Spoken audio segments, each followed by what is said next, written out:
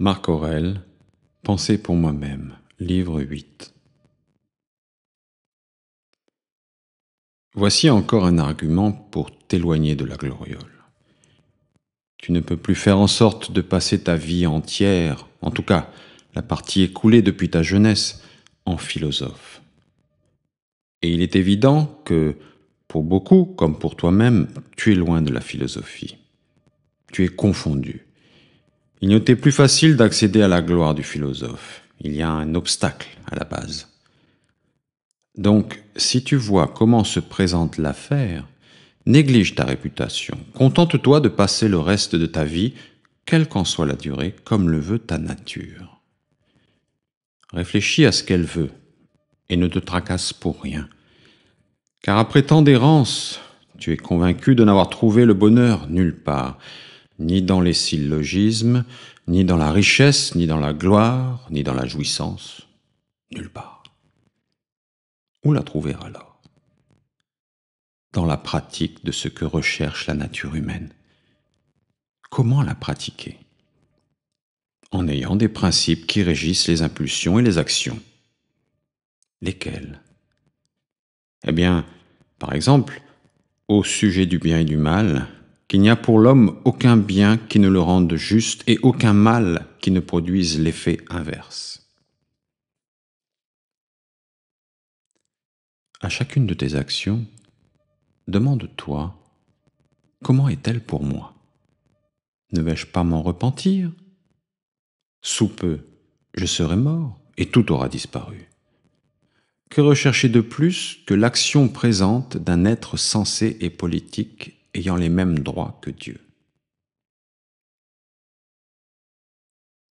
Que sont Alexandre, César et Pompée auprès de Diogène, Héraclite et Socrate? Ceux-ci ont vu les choses, leur cause et leur matière, leur conscience leur appartenait. Mais ceux-là, de combien de choses étaient-ils ignorants et esclaves?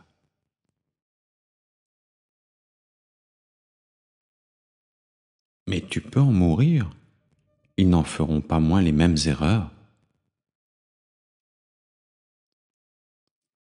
D'abord, ne te trouble pas, car tout se passera conformément à la nature universelle, et dans peu de temps tu ne seras plus nulle part, pas plus qu'Adrien ou Auguste. Ensuite, concentre-toi sur ton affaire, observe-la. Rappelle-toi qu'il te faut être un homme de bien et fais ce que la nature humaine exige sans te retourner, le plus justement possible, avec bienveillance, modestie et sincérité. La nature universelle a pour tâche de transporter là-bas ce qui est ici, de le transformer et de l'ôter de là pour le porter ailleurs. Tout est changement, mais rien d'étrange n'est à redouter. Tout est habituel, les lots sont équivalents. Toute nature se contente de suivre le bon chemin. Celui de la nature raisonnable consiste, pour les idées, à n'approuver ni le mensonge ni le doute. Pour les impulsions, à ne les orienter que vers les actions sociales. Pour les désirs ou les aversions, à ne les choisir que parmi ce qui dépend d'elles et à apprécier l'ensemble du lot que lui a assigné la nature universelle. Car elle en fait partie, comme la nature de la feuille fait partie de celle de la plante. Si ce n'est que, dans ce cas, il s'agit d'une nature insensible, dénuée de raison et susceptible d'être entravée, tandis que la nature humaine fait partie d'une nature sensée et juste, qui ne peut être entravée et qui répartit équitablement entre tous les êtres, et selon leur valeur, la durée, la substance, la cause, l'énergie et l'accident. Mais attention, tu ne trouveras pas toujours une équivalence d'unité à unité, mais globalement, d'ensemble à ensemble. Il ne t'est plus permis de lire? Mais tu peux refouler la démesure, dominer les peines et les plaisirs, être au-dessus de la gloriole, ne pas t'irriter contre les gens grossiers et ingrats, et même prendre soin d'eux.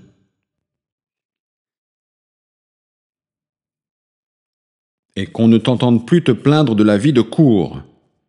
pas plus que tu ne dois t'entendre toi-même.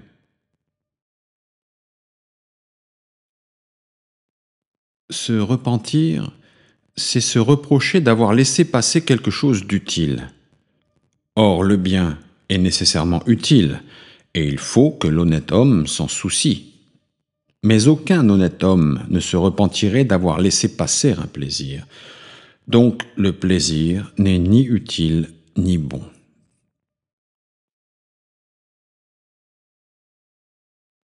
Qu'est cet objet en soi, par sa propre constitution? Quelle en est la substance, la matière, la cause? À quoi sert-il dans le monde? De combien de temps dispose-t-il? Quand tu as de la peine à t'éveiller, rappelle-toi que selon ta constitution et selon la nature humaine, il t'appartient d'accomplir des actions sociales, et que le sommeil t'est commun avec les êtres dénués de raison.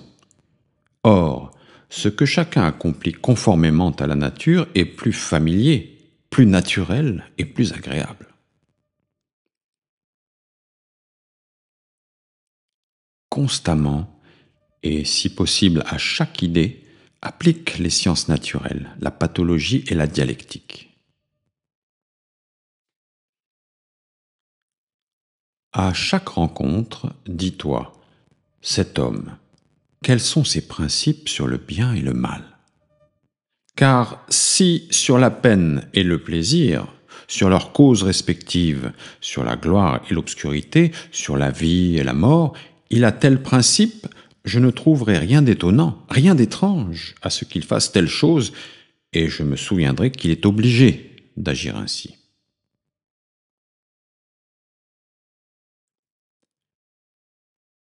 Il serait stupide de trouver étrange que le figuier porte des figues. C'est pareil pour le monde quand il apporte les événements dont il est porteur. Souviens-toi qu'il n'est pas moins stupide pour le médecin et le pilote de trouver étrange qu'un tel ait la fièvre ou qu'un vent contraire se lève.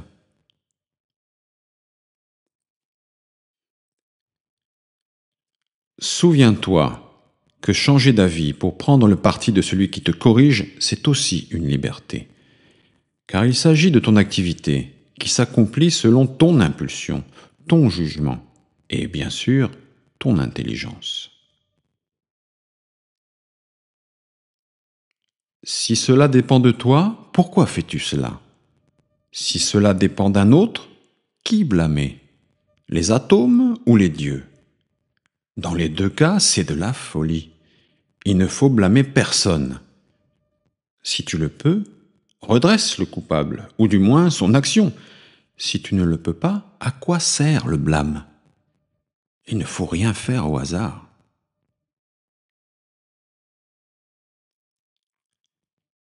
Ce qui meurt ne va pas hors du monde. Et s'il y reste, c'est qu'il se transforme et se résout en ses éléments propres, qui sont ceux du monde et les tiens. Et ceux-là se transforment à leur tour sans un murmure.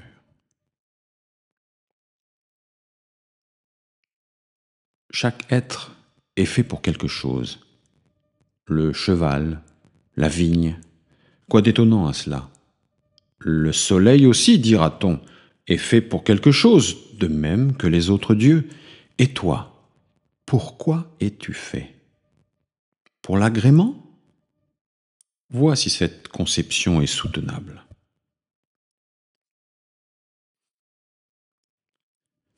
La nature de chaque chose vise autant sa fin que son commencement et son cours. C'est comme une balle lancée en l'air. Quel bien y a-t-il pour la balle à monter et quel mal à descendre ou à tomber à terre? Quel bien pour la goutte d'eau à se former et quel mal à se dissoudre?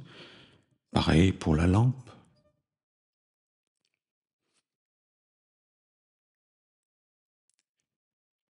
Mets ce corps à nu.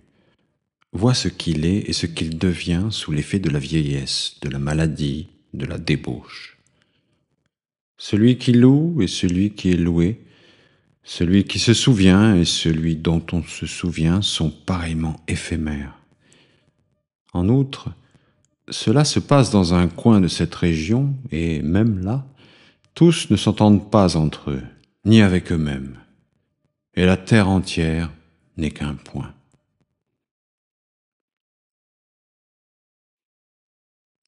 Prête attention à l'objet, à l'activité, au principe ou à la signification.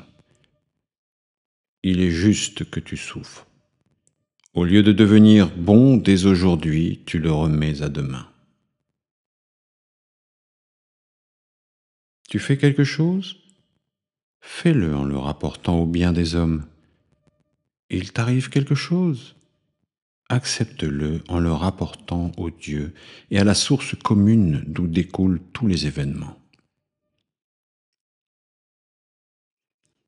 Tel que t'apparaît le bain, de l'huile, de la sueur, de la crasse, de l'eau trouble, toutes sortes de saletés, telle est toute partie de la vie et tout objet.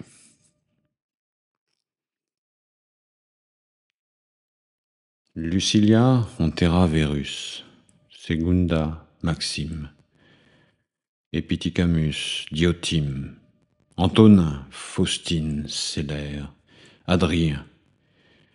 Puis chacun d'entre eux périt à son tour, et tous ces esprits pénétrants, habiles à prévoir l'avenir ou orgueilleux, où sont-ils?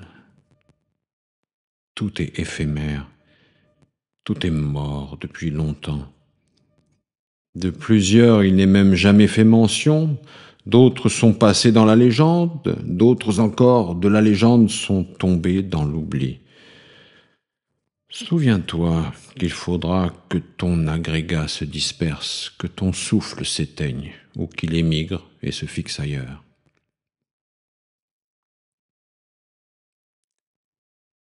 La joie de l'homme, c'est de faire le propre de l'homme.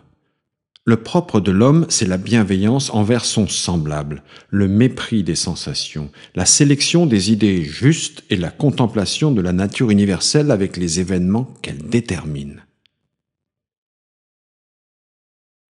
Nous avons trois relations.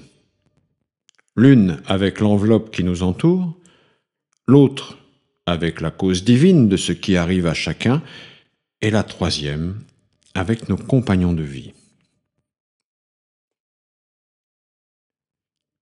La peine est un mal pour le corps, qui le manifeste alors, ou c'est un mal pour l'âme.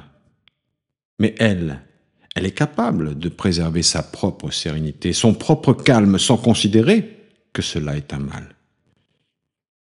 Car tout jugement, toute impulsion, tout désir comme toute aversion sont en nous et rien d'autre ne peut s'y introduire.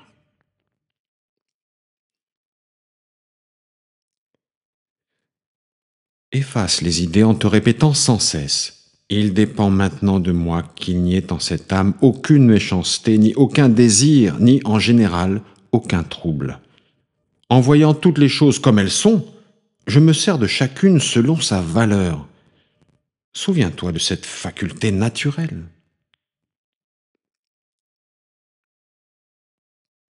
Parle au Sénat, comme à quiconque, avec décence et clarté. Utilise un langage sain. Représente-toi la cour d'Auguste, sa femme, sa fille, ses descendants, ses ascendants, sa sœur, Agrippa, ses parents, ses familiers, ses amis, Arius, Mécène, ses médecins, ses sacrificateurs, et représente-toi la mort de toute cette cour.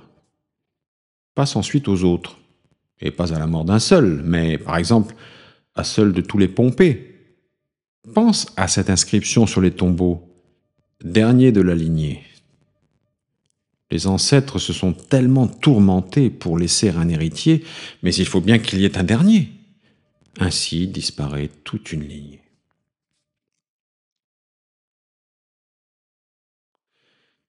Il faut construire ta vie action par action. Et si chacune d'elles atteint son but, dans la mesure du possible, t'en contenter. Cela, personne ne peut l'empêcher. Mais un obstacle extérieur peut survenir. Rien qui s'oppose à la justice, à la sagesse, au bon sens. Mais une autre activité en sera peut-être entravée. Oui, mais en faisant bon accueil à l'obstacle et en s'adaptant prudemment aux données, on lui substitue aussitôt une autre action en harmonie avec l'ensemble en question. Recevoir sans orgueil, perdre sans souci. As-tu déjà vu une main, un pied ou une tête coupée, gisant séparée du corps? C'est ainsi qu'agit avec lui-même, pour ce qui dépend de lui, celui qui n'accepte pas le sort, s'en écarte ou fait quelque chose d'asocial. Tu t'es rejeté hors de l'union naturelle, car tu en fais partie par nature, et maintenant tu t'en détaches. Mais tu peux t'y réunir à nouveau. N'est-ce pas merveilleux? Dieu n'a accordé à aucune autre partie de rentrer dans le tout après qu'elle s'en est écartée et détachée. Considère la bonté dont il a honoré l'homme. Afin qu'il ne soit pas définitivement arraché à l'univers, il lui a permis, en cas de rupture, d'y revenir, de s'y réunir et de reprendre sa place en tant que partie.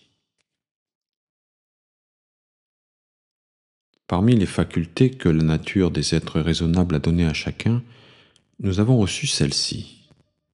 De la même façon qu'elle renverse tout obstacle, l'intègre à la destinée pour en faire une de ses parties, l'être raisonnable peut transformer tout obstacle en matière pour s'en servir, quelle qu'ait été son impulsion.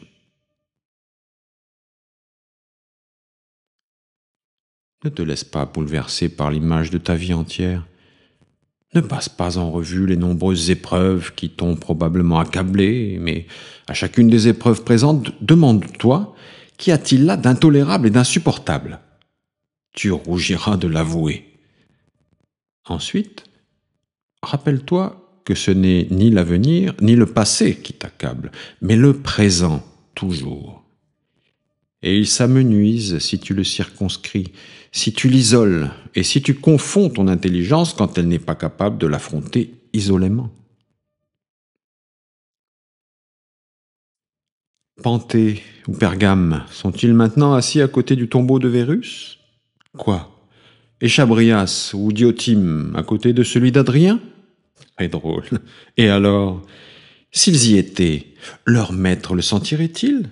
Eh bien, et s'il le sentait, s'en réjouirait-il?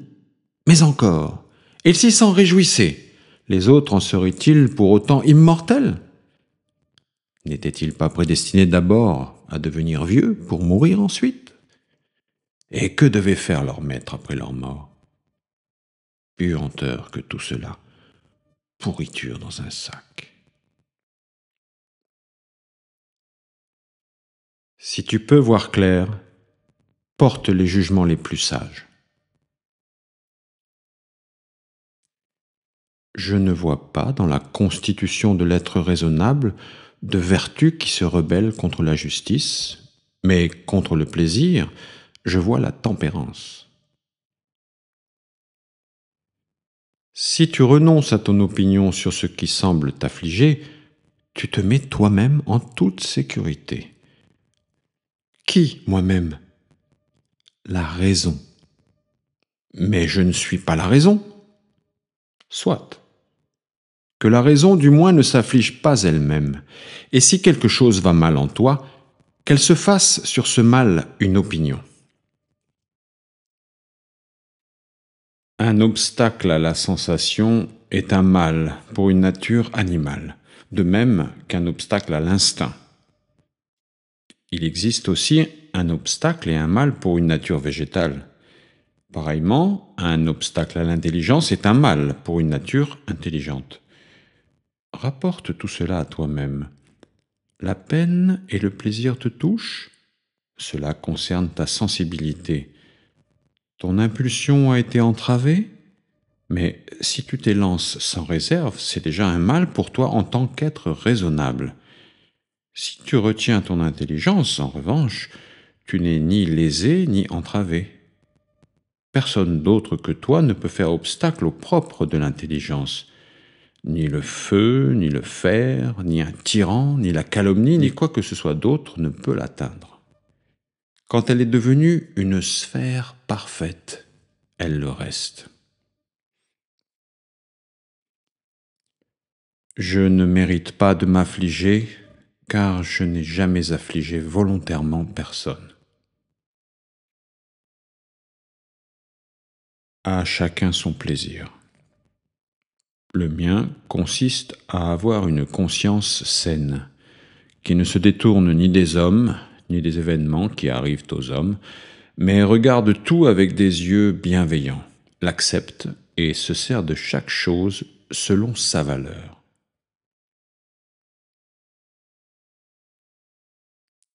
Accorde-toi ce moment-ci. Ceux qui préfèrent rechercher la gloire posthume ne se doutent pas que les hommes de demain ne seront pas différents de ceux d'aujourd'hui qui leur pèsent. Et ceux-là aussi mourront. En somme, qu'est-ce que cela t'apporte que ceci ou cela répandent de tels propos sur toi ou ait une telle opinion sur ton compte?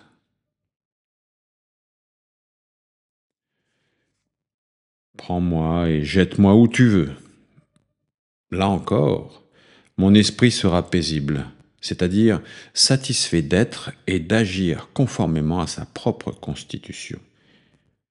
Cela mérite-t-il que mon âme se sente mal, qu'elle s'avilisse, humiliée, avide, noyée, épouvantée?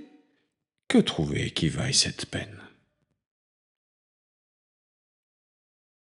Rien n'arrive à aucun homme qui ne soit un accident humain.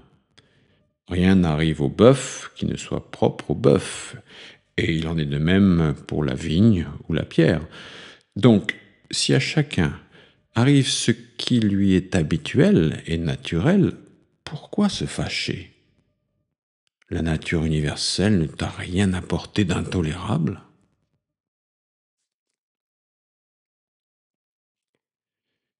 Si un fait extérieur t'arrive, ce n'est pas lui qui te gêne, mais ton jugement à son propos. Il dépend de toi de l'effacer sur le champ. Si ce qui t'afflige vient de ta propre disposition, qui t'empêche de corriger ton opinion? De même, si tu t'affliges de ne pas accomplir ce qui te paraît sain, pourquoi ne pas t'y efforcer au lieu de t'en affliger? Mais c'est plus fort que moi. Alors ne t'en afflige pas, ce n'est pas de ta faute. Mais la vie ne vaut rien si je ne peux pas faire cela. Alors, quitte la vie avec bienveillance, comme celui qui a fait ce qu'il voulait meurt plein d'indulgence envers ceux qui l'a entravé. Souviens-toi que ta conscience devient inexpugnable quand, repliée sur elle-même, elle se contente de ne pas agir contrairement à sa volonté, même si sa défense est irraisonnée. Que sera-ce quand elle prononcera un jugement avec raison et circonspection? Aussi, l'intelligence libérée des passions est-elle une citadelle? L'homme n'a rien de plus fort pour se retirer et devenir ainsi impénétrable. Qui ne le voit pas est un ignorant. Qui le voit et ne se retire pas est un infortuné. Limite-toi aux premières idées venues. On t'a annoncé qu'un tel médisait de toi, mais on ne t'a pas annoncé qu'il t'avait nui. Je vois que mon enfant est malade, mais je ne vois pas qu'il est en danger. Tiens-toi toujours aux premières idées. N'y ajoute rien en ton fort intérieur, et rien ne t'arrivera. Ou plutôt, ajoute que tu reconnais chacun des événements du monde. Un concombre amer? Jette-le. Des ronces sur le chemin? Évite-les. Cela suffit. N'ajoute pas pourquoi cela dans le monde? Le naturaliste se moquerait de toi comme le menuisier et le cordonnier si tu leur reprochais dans leur atelier ces copeaux et ces rognures de leurs ouvrages. Encore savent-ils où jeter ces déchets, tandis que la nature universelle n'a rien en dehors d'elle-même. La merveille de son art, c'est que, limitée elle-même, elle transforme en elle-même tout ce qui semble souillé, vieux et inutiles pour en faire des êtres tout neufs. Elle n'utilise pas de substance extérieure, n'a pas besoin de dépotoir. Elle se contente de sa propre place, de sa propre matière et de son art propre.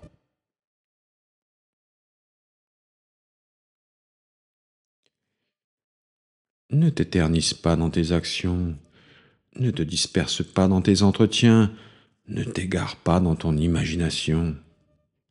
En un mot, ne te replie pas en ton âme, ne te répands pas et ne te surcharge pas dans ta vie.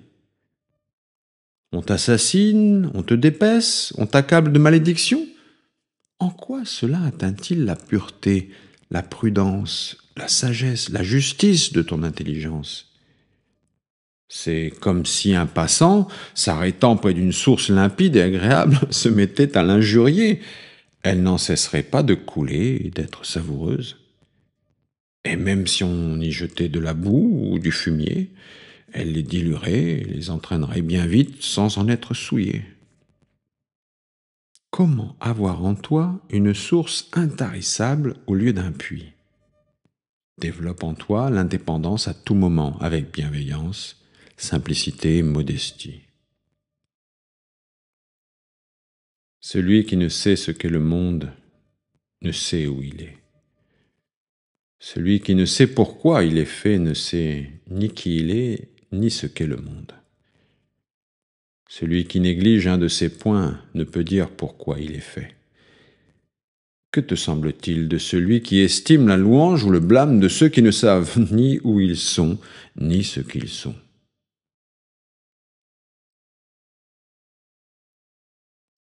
Tu voudrais être loué par un homme qui, tous les quarts d'heure, se maudit lui-même ? Tu voudrais plaire à un homme qui ne se plaît pas à lui-même ?